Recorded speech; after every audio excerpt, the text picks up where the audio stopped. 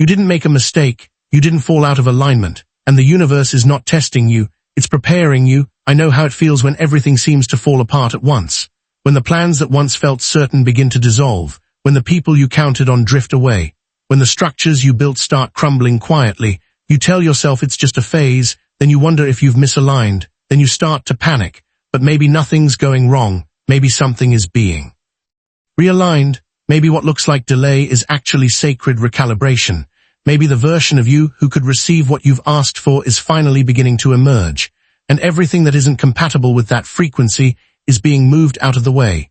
This is the part no one tells you about manifestation.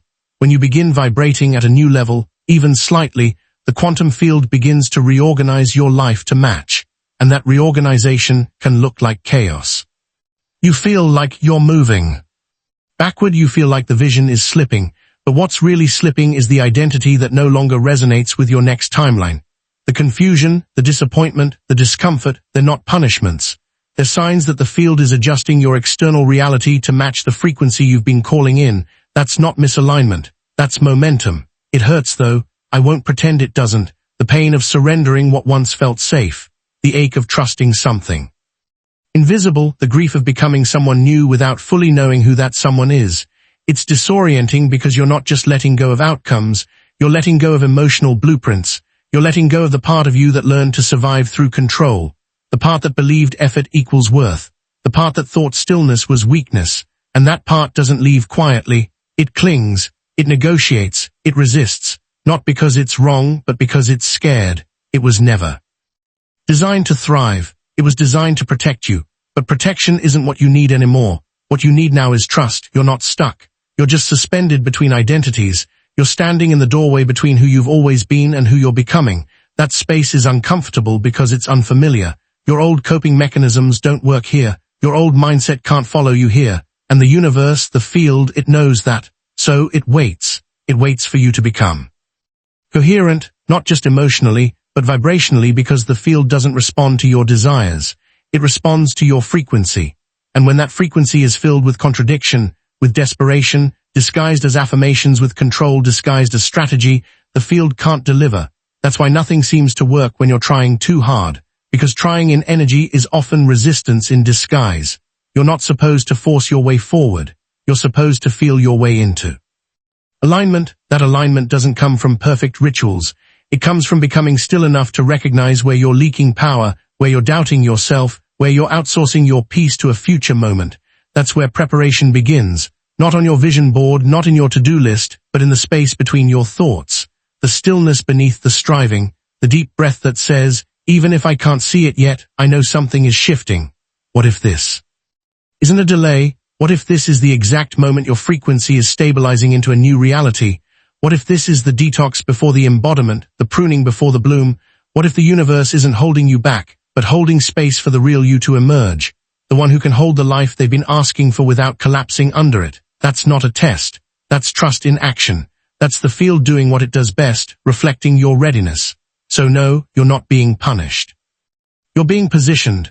You're being softened in all the places where fear hardened you. You're being emptied of the noise that kept you chasing what was never meant to stay. You're being stripped of the illusions that told you weren't ready yet, because now you are. And I know this stage doesn't feel magical. It feels raw, lonely, uncertain. But this in between, this sacred discomfort, is the threshold of change. The moment your old story becomes too small and your new story hasn't fully formed. It's the pause before the leap, the silence before the shift, and it's where your real power starts to surface. Because when the field senses that you're no longer trying to rush your way into alignment, but are willing to sit inside the space it's creating for you, it responds not out of obligation, out of resonance. It starts to shape a reality that reflects your new center, your new stillness, your new truth. So if things feel unstable right now, let them.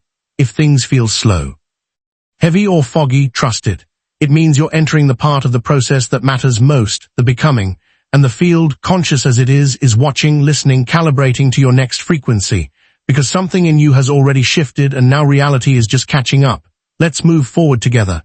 There's a misconception that the universe sends tests to see if you're worthy. But the quantum field doesn't test. It responds. It doesn't need to measure your strength. It reflects your signal.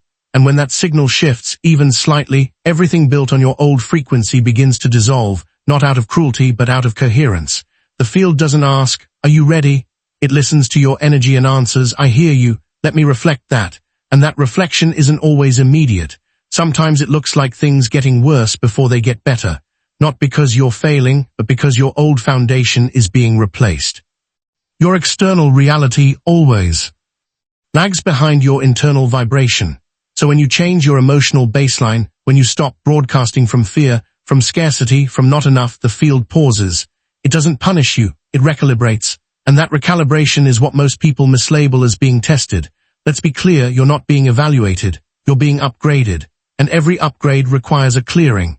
Just like the body purges toxins during healing, your energy field purges what no longer resonates. Old habits, relationships, ideas, roles all begin to fall away. And the space between letting go and receiving the new, that's where most people panic. That's when the fear creeps back in, because the mind doesn't like emptiness. It wants to fill it with stories, with blame, with timelines. But the field loves emptiness because emptiness is potential. Emptiness is pure signal. Emptiness is where the collapse of new reality begins. This is quantum truth. Every time you emit a new vibration, you are telling the field what you're ready for. And if your external life doesn't match that vibration yet, it begins to shift. But first, it has to dismantle what doesn't belong. That dismantling isn't destruction, it's alignment. You're not losing what's meant for you, you're losing what can't follow you. And yes, that can look like chaos, because anything you once clung to for identity, anything you once needed to feel safe, is being questioned by your new vibration. This is why manifestation often comes after the storm, not before it, because the storm shakes loose what you wouldn't have let go of willingly. It pulls you out of old loops, relationships, jobs, cities, timelines, not to punish, but to prepare, to make room, to purify your signal. Because when your signal is clean, the field has no resistance. It doesn't hesitate, it reflects.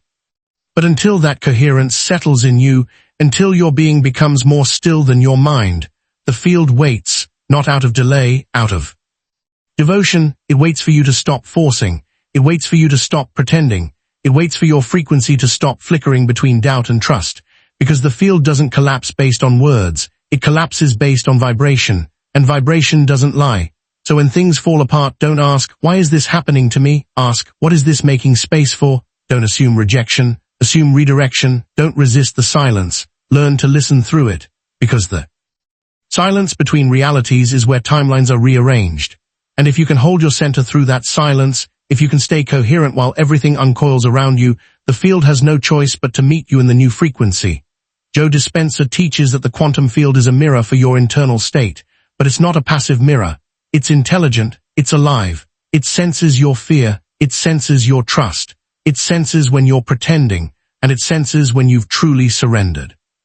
When you no longer need the outcome to feel whole, that's when the outcome begins to form.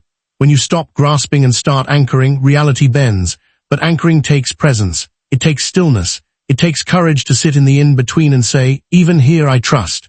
Because the moment you stop trying to fix, prove, or control your reality, your frequency becomes still. And in stillness there's clarity, and in clarity there's access, and in access manifestation stops being something you chase and starts being something you align with. So no, you're not failing because things are falling away. You're succeeding at a level deeper than your ego can measure. You're becoming resonant with the life you once had to imagine. You're becoming the version of you who no longer has to ask if it's working because you already feel the shift in your body. That's the moment the field takes you seriously. That's the moment it stops responding to your rituals and starts responding to your being, and that being, your true self, is not trying to force the future.